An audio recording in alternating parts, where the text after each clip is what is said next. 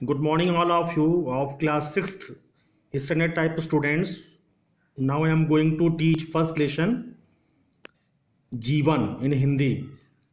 हिंदी में पाठ एक जीवन से संबंधित जो शब्दार्थ हैं उसके बारे में मैं पहले से ही जो है आप सभी को डिस्क्राइब कर दिया हुआ था। इसके बाद जो है मैं चार जो पंक्तियां हैं उन सभी के बारे में एक एक करके मैं जो है डिस्क्राइब करूंगा, एक्सप्लेन करूंगा।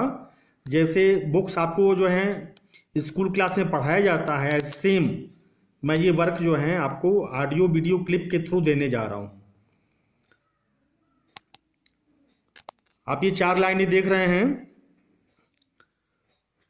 कह रहा है पाठ एक जीवन के जो रचयिता हैं श्री नरेंद्र शर्मा जी।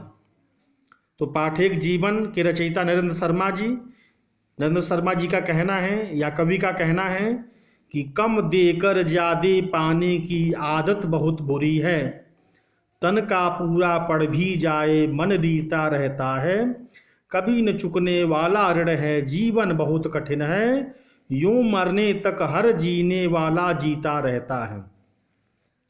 कवि का तात्पर्य है कि कम देकर ज्यादा पाने की आदत बहुत बुरी है। निश्चित रूप से जो फर्स्ट लेसन जीवन है ये जीवन से संबंधित हैं और श्री नरेंद्र शर्मा जी जो कवि हैं, जो इसके रचयिता हैं, उनका कहना है कि कम देकर हर व्यक्तियों हर मनुष्यों में जो है कम देकर ज्यादा पाने की जो आदत है ये बहुत बुरी है। मतलब हम आप जो है कम परिश्रम करके कम मेहनत करके कम मेहनत में ही ज्यादा पाना चाहते हैं। हमेशा जो हम आप जो है शॉर्टकट एक जो है लुप लाइन की प्रतीक्षा में रहते हैं, जो सर्वथा अनुचित है, गलत है। कवि का कहना है कि कम देकर ज्यादा पाने की आदत बहुत बुरी है। कम देकर कम मेहनत करके कम परिश्रम करके और ज्यादा से ज्यादा पा लेना, पढ़ाई नहीं करना, कम पढ़ के और ज्यादा मार्क्स ऑब्टेन कर लेना, गेन कर लेना, ये आदत बहुत बुरी है। तन का पूरा पढ़ भी जाए, तन भली तृप्त हो जाए, तन भली जो है संतुष्ट हो जाए, लेकिन परंतु मन रीता रहता है। मन हमेशा क्या होता है, हर व्यक्तियों का मन जो हमेशा जो है रीता रहता है, खाली रहता है। माने मन की जो तृष्णा है, मन की तृष्णा पूरी नहीं होती है। हमेशा मन जो है और अधिक चाहने की इच्छा रखता है। कभी न चुकने वाला ऋण है जीना बहुत कठिन है। कह रहे हैं ये जो ऋण है, ऋण का मतलब होता है किसी से उधार लेना। तो कभी न चुकने वाला ऋण जीना बहुत कठिन है। कह रहे हैं कि इस तरह का जो सोच है, कम देकर ज्यादा पाने की सोच है, तन भली जो है जो शरीर है वो कुछ संतुष्ट हो जाए लेकिन मन हमेशा रिक्त रहे, मन में तमाम अपार तृष्णाएं हों, इच्छाएं हों, तो ये जो कभी न चुकने वाला जो ऋण है, जो कभी पूरा ना हो, इस तरह का जो ऋण है, जो उधार है, ऐसे में जीना बहुत कठिन है। इस तरह का जो जीना है, जो जीवन है, बहुत कठिन है। और यूं मरने तक हर जीने वाला जीता रहता है।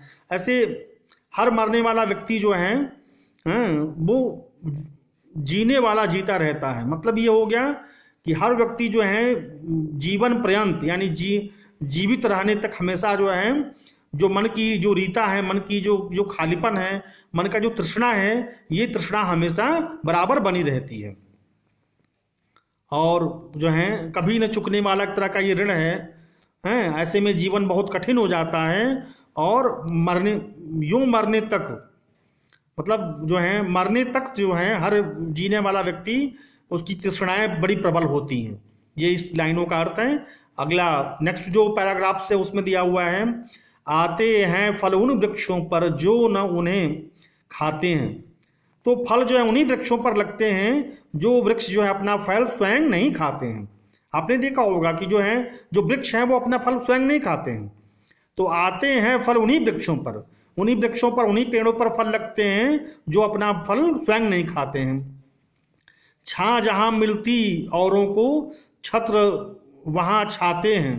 कर कि जो है छां जहां मिलती औरों को, और औरों को दूसरे लोगों को जहाँ छांव मिलता है, जहाँ छां मिलता है, जहाँ पेड़ के छाए में जहाँ आराम मिलता है, छत्र वहाँ छाते हैं। वहाँ जो है पेड़ क्या करते हैं, वहाँ एक छत्र की भांति जो है एक राजा के जो है ध्वज की भांति वहाँ क्या करते हैं, वो एक राजा के सिर पर जो राज चिन्ह लगा रहता है, छतरी लगी रहती है, इसी भांति जो है क्या करता है, पेड़ जो है लोगों को छाह प्रदान करता है, लोगों को जो है आराम प्रदान करता है, हैं, छाह जहाँ मिलती औरों को, हैं। और आगे उसमें कह रहा है कि आते हैं फल उन वृक्षों पर, उन्हीं वृक्षों पर फल आते हैं जो न उन्हें खाते हैं, जो उनको खाते नहीं हैं। यानी फल वृक्ष जो है कभी अपने फल का भक्षण स्वयं नहीं करता है।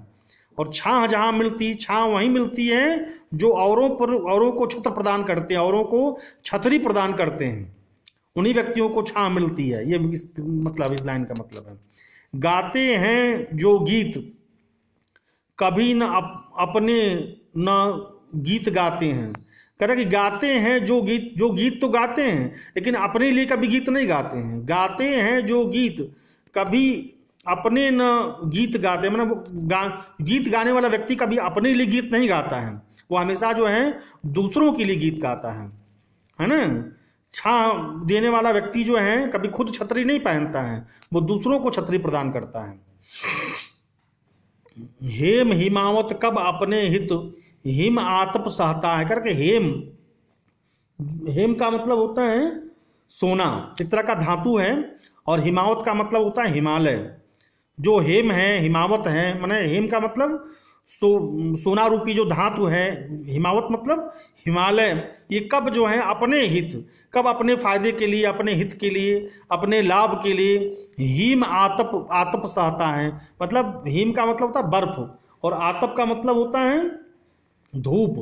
कह रहा कि ये जो है, जो धातु रूपी सोना है या हिमालय है, ये अपने हित के लिए, अपने फायदे के लिए कब ये जो है बर्फ और धूप गर्मी सहते हैं, ये जो है दूसरों के लिए सहते हैं।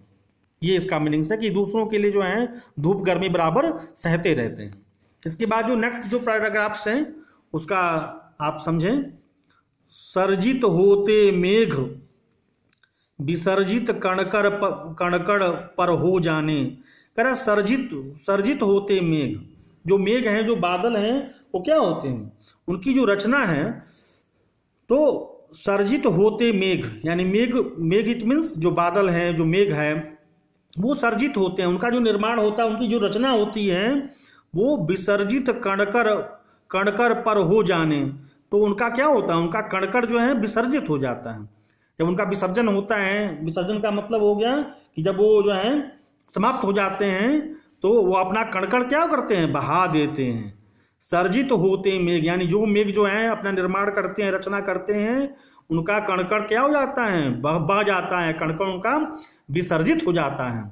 सरिता कभी नहीं बहती है अपनी प्यास बुझाने। सरिता वन नदी कभी जो है अपनी प्यास बुझाने के लिए नहीं बहती है, वो दूसरों के कल्याण के लिए, दूसरों के कल्याणार्थ जो है नदी बहा करती है। देती रहती है आधार धरा हमसे क्या पाने। कह रहा कि जो पृथ्वी है, जो ये पृथ्वी माँ है, जो धरती माँ है, ये हम सभी मनुष्यों को, हम सभी प्राणियों को आधार देती है, एक तरह का बेस प्रदान करती है, आधार देती है। लेकिन हमसे क्या पाने को, हमसे कुछ पाने की इच्छा नहीं रखती है। देती रहती है आधार धरा हमसे क्या पाने को, मतलब जो है, जो पृथ्वी है, वो हम सभी मनुष्यों को जो आधार प्रदान करती है, आधार देती है, लेकिन बदले में कुछ पाने की इच्छा नहीं रखती है। अपने लिए न रत्नाकर का अंग अंग दहता है। करे अपने लिए न रत्नाकर का मतलब होता है जहाँ रत्नों और मणियों का जो खान हो, हाँ, एक तरह का समुद्र जो है, इनका अंग अंग दहता है, माने समुद्र जो है का अंग अंग जो बहता है, समुद्रों का जो जल जो बहता रहता है, वो कभी अपने लिए नहीं बहता है, जबकि संपूर्ण विश्व के कल्याणार्थ जो है बहता रहता है। कम देकर ज्यादा पाने की आदत बहुत बुरी है। यानी हर व्यक्तियों की, हर मनुष्यों की जो लालसा होती है, वो कम मेहनत करके अधिक से अधिक पाने की जो इच्छा होती है, ये आदत बहुत बुरी है। और तन का पूरा पड़ भी जाए, तन भले ही संतुष्ट हो जाए, लेकिन मन रीता रहता, मन हमेशा क्या होता है, रिक्त होता है, खाली होता है। और हर व्यक्तियों की जो तृष्णाएं हैं वो अपार होती हैं, इच्छाएं अपार होती हैं। इस प्रकार जो है ये 3 पैराग्राफ्स हैं हिंदी पाठ 1 जीवन के, जिसके रचयिता जो नरेंद्र शर्मा जी हैं। मैंने पूरी तरीके से इसको डिस्क्राइब और एक्सप्लेन कर दिया है। निश्चित रूप से हर पंक्तियों का भावार्थ आपको लिख के और स्कूल व्हाट्सएप ग्रुप में आपको पोस्ट करना होगा। Thanks of all and good morning all of you.